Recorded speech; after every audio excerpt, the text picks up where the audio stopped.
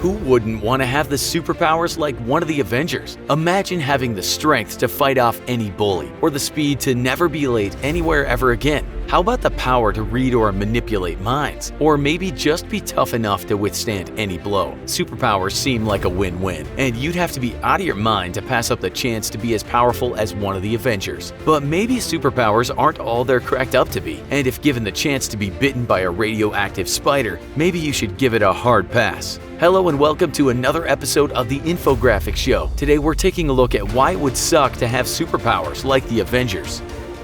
Super strength. Imagine having the brute strength of Thor, able to smash through just about anything and topple the biggest baddie with just one blow. You never have to take any guff from a bully ever again. And with your super strength, you could walk the streets at night unafraid of any petty street criminal. Winning sporting events would be a breeze, and you could score big in Vegas fighting as a professional boxer or a UFC fighter. As long as you kept the true extent of your strength a secret, of course. Nobody wants to fight a superhero. But having super strength comes with a super responsibility, and with some pretty crippling drawbacks. First is the most obvious. You'd have to constantly control just how much strength you exert on a daily basis. When you move to pick up a glass, the brain has to estimate what the correct amount of force to apply is in order to achieve a firm but not overly firm grip. We've all experienced brief lapses of concentration where we definitely apply more force than what we meant to, and with super strength, that might mean shattering a glass accidentally or perhaps shattering every bone in a person's hand. There's also moments where we react in passion, such as when we hug something we find adorable overly tight, or perhaps when we're overly aggressive with our affections. With normal human strength, this isn't much of a big deal, but with superhuman strength, you being a bit too aggressive in backing your lover up against a wall to kiss them could end up with you putting them through the wall instead. Hug your cat Muffins a bit too tight because of the cuteness overload, and you'll end up turning Muffins into sausage. Then there's involuntary reactions or muscle movements. A normal sneeze can exit the body at approximately 35 miles per hour, but a super sneeze could end up blowing away anyone directly in front of you. Get into an itchy nose sneezing fit, and you could end up blowing down several walls, Big Bad Wolf style. Ever go to a haunted house and accidentally flail out at an employee jumping out to scare you? Too bad for that employee, because with super strength, you'll be knocking their head clean off their body. Next time a friend runs a practical joke on you, it'll be that friend's last day on Earth. Super speed. Super speed is a bit of a cliche, as it seems most superheroes have some level of super speed, though certainly few reach the heights of, say, the Flash. But surely, if super strength is a potentially lethal gift to have, there couldn't be anything wrong with being super fast, could there? Well, at first glance, it would be pretty awesome to basically never have to use a car ever again. No more car payments or gasoline. You could be truly green for the environment. And of course, we all know the auto insurance industry is a complete scam on the consumer. But just how great would it really be to have super speed? First, there's the most obvious problem with super speed, and that's your brain. Your brain is pretty elastic, and with years of training, you can increase the speed of its reflexes to the point that you could, say, handle a Formula One racing car with incredible agility. But that takes years of training to achieve, and even then, Formula One race car drivers have an incredibly risky job and are always just one small mistake away from death. But they only have to race a few times a year. You would likely be tempted to use your super speed all the time. The faster you go, the less time your brain has to react to any changes in the environment, including upcoming obstacles. Push the limits of that super speed even higher, say to a few hundred miles per hour, and you basically would become completely unable to react to any change in your environment. You better hope you're on a straightaway in the middle of the desert without so much of a single ditch to stumble on, or you're going to be toast. Being super fast is fine and dandy, but your brain simply wouldn't be able to process sensory input fast enough to keep you from killing yourself. And that's the other downside to super speed. Because even at just 60 miles per hour, a slight stumble is going to end up with you tumbling out of control and turning all your bones into dust. Accidentally, even just brush by something else, and you'll be shattering the bones in your arm or hand. Then there's the stress super speed would put on your body, which is definitely not designed to go super fast. You better carry goggles with you everywhere you go, or you're going to end up getting all kinds of debris super stuck in your eyes, potentially causing serious damage if at fast enough speeds. Then there's the wear and tear to your muscles and ligaments, which will begin to form rips from being exerted at speeds far above what they were biologically designed for. Even if your body is somehow adjusted to super speeds though, all that rapid muscle movement is going to generate incredible amounts of heat. And since you don't come with a built-in radiator, you can expect to reach temperatures well in excess of 107 degrees Fahrenheit, which is when brain damage begins to occur.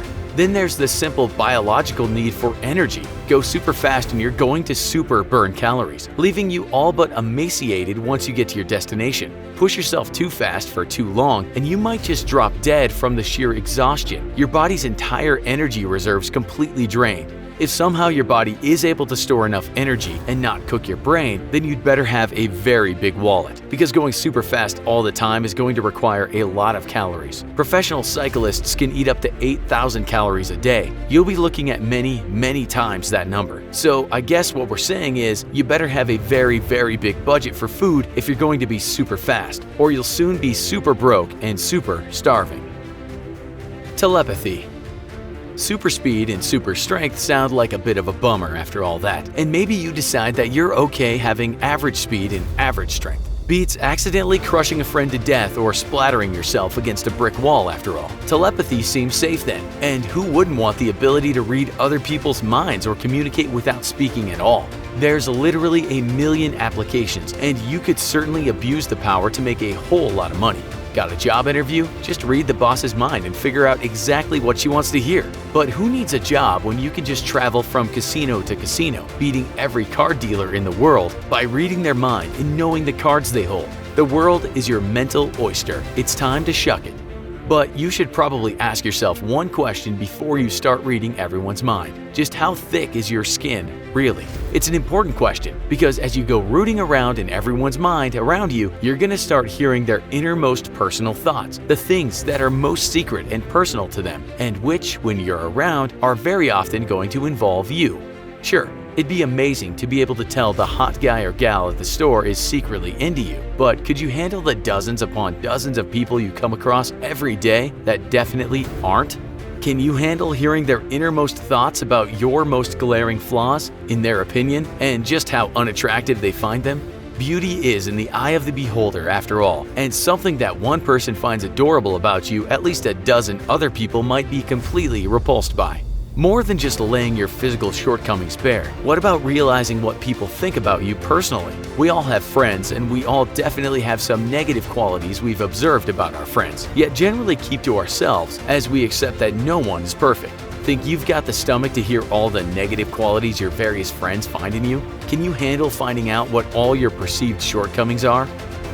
Maybe you've got a pretty thick skin after all. Well then you'd better be ready for some disappointment in the romance department, especially if you're in a long-term relationship. Even the most committed, loving couples will occasionally be attracted to other people. It's simple human nature, and while it may never lead past a mere observation, it's almost certain that everyone has at least fantasized a little bit about somebody else. Think you could handle finding out that your partner of years and years has been fantasizing about a friend of yours, or maybe a new coworker? What about if you're making love and discover a lingering thought briefly appearing in your partner of somebody else?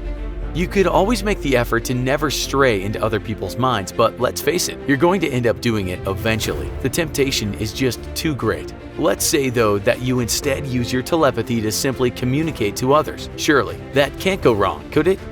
Well, first, you better have damn good control of just how loud you make yourself inside somebody else's head. Because when you get overexcited in normal conversation, you might raise in volume, but with telepathy, you'll be increasing in intensity. An overexcited quip or reaction to your friend could end up leaving them with a crippling migraine or bloody nose. Or let's say you're back in that haunted house with a bunch of friends and lose control when you get scared. Congratulations, your mental scream just lobotomized everybody in a 20-foot radius. But even if you somehow manage extremely careful control of your mental volume, there's bound to be the occasional slip-up when you communicate when not meaning to. After all, your entire life, your innermost thoughts have been completely private, but now you've suddenly got the ability to channel them directly to someone else. Slip up, and you might accidentally broadcast to the person across from you exactly how you really and very unflatteringly feel about them. Get confronted by someone and you might accidentally divulge a deeply held secret, blurting it out mentally simply because you thought about it inwardly. Maybe it's best that we don't have Avengers-like superpowers after all, because great power does indeed come with great responsibility. But in the real world, it also comes with a whole slew of potential pitfalls, from breaking every bone in your body, to breaking every bone in your friend's body, to having your ego crushed by the unflattering opinions of every stranger around you. Which superpower would you want, and think you can handle it? Let us know in the comments. And as always, if you enjoyed this video, don't forget to like, share, and subscribe for more great content.